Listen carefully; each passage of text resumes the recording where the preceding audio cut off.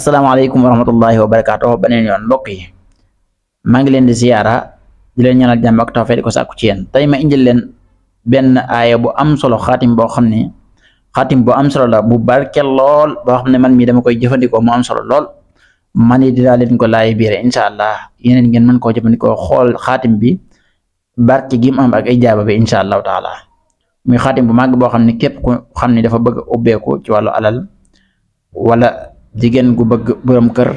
wala góor gu bëgg soxna incha allahu taala bu jëfandikoo xaatim bi suñ borom mën na koo may ci barkib alquran ci barke màggu aay bi incha allah xaatim bi nag benn aaya alquran la waaye dina leen leeral xaatim bi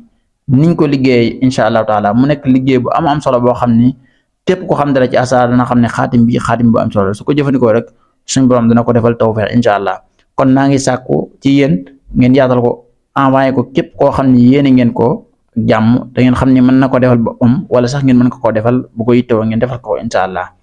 kon xaatim bi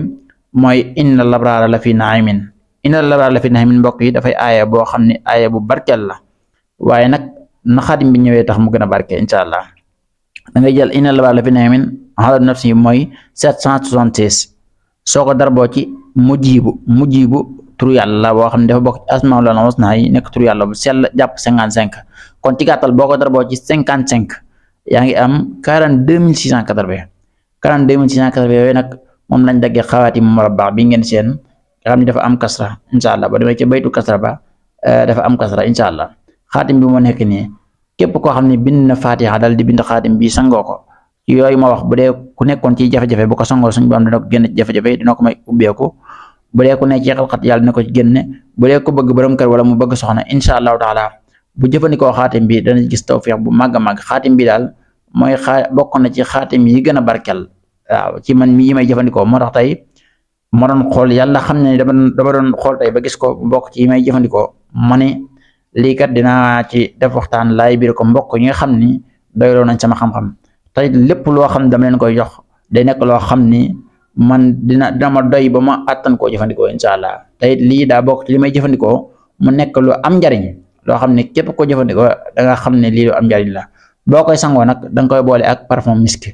xaatim baa ngi ñaan benn yoon da nga koy bind sangoo ko ci diiru juróom-ñaari fan incha allah jërul wérdu jërul def dara incha allah boo ko dee sangoo rek